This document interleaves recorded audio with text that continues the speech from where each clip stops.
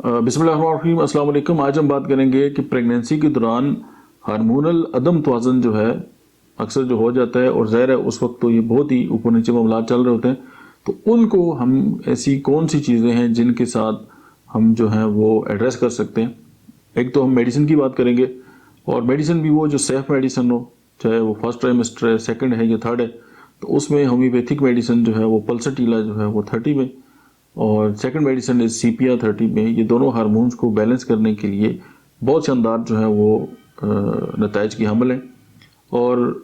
آپ یہ دیکھیں کہ پریگنینسی کے بعد جو ابارشن ہوتا ہے اس کے ساتھ بھی ہارمونز کا تعلق ہے، پراپر ٹائم پہ ڈیلیوری ہونے کا بھی ہارمون کے ساتھ تعلق ہے، وقت سے پہلے ڈیلیوری ہونے کا بھی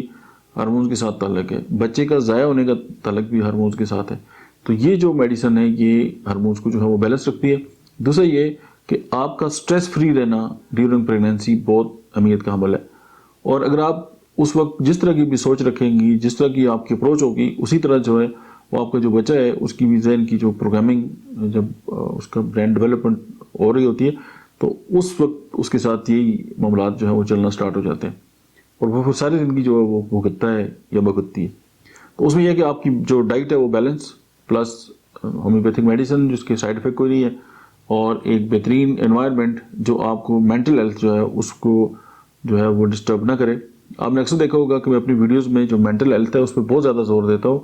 اس کی بیسک ریزن یہ ہے کہ آپ کی پوری باڈی جو ہے وہ آپ کسی کی ایک آدھ فکرے سے، کسی کے ایک آدھ اچھے فکرے سے یا نیگیٹو جو ہے وہ فکرے سے